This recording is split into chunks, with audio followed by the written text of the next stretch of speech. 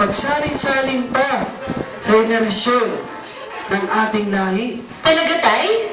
Malamang importante yan.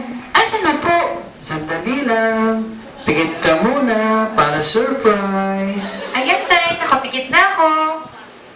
Eto na. Pagbilang ko ng 3, 1, 2, 3, open your eyes. Tatay naman, bulaklak yan. Ano yan, mahiwaga? O sige, pikit ka uli. Bilang uli ako ng 3.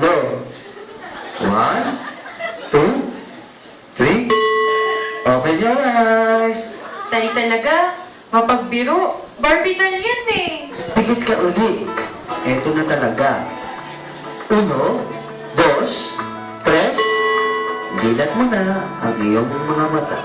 Isang supot? Ano naman ito? Pagkaingatan mo to, anak. Huwag mo itong iwawala. Tay? Tay? Tay? Tatay? Tatay?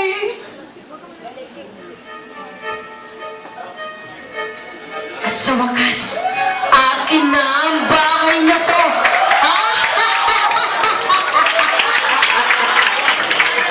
Wala nang makakapigil sa akin. Ako na ang may-ari ng bahay na to. Isa naman akong kalay. Kaya kayong lahat susunod sa anumang nais ko. Lahat ng may utang, bayaran niyo sa akin. Akin na mga cellphone niyo. Magtrabaho kayo.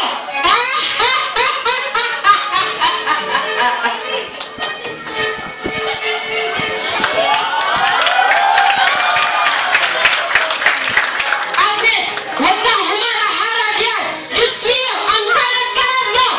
Buhat ngayon, susunod ka sa akin sa lahat ng pinag-uutos ko sa'yo. Ngayon pa lamang, sasabihin ko na sa'yo, hindi ako mahilig sa batang tulad mo. Kaya ipadadala kita sa Maynila, isa sa ating mga kamag-anak, ang mag-aalaga sa'yo doon. Doon ka na rin mag-aaral.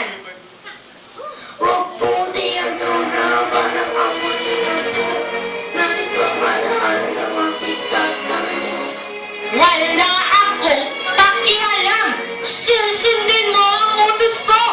Yayasita! Yayasita! Yayasita! Andiyan na po, Senyora Dora. Ihatid mo na si Agnes sa sasakyan ng bus. Biyaheng Maynila. Hinabilin ko na siya sa kamag-anak namin sa Maynila. Opo, Senyora Dora. Sandali lang. Nasa backpack ang ticket at gown niya. Magpadali kayo. Baka maiwanan pa yan ang biyahe. Parang awa mo na, Tina. Huwag mo akong paalisin sa bahay na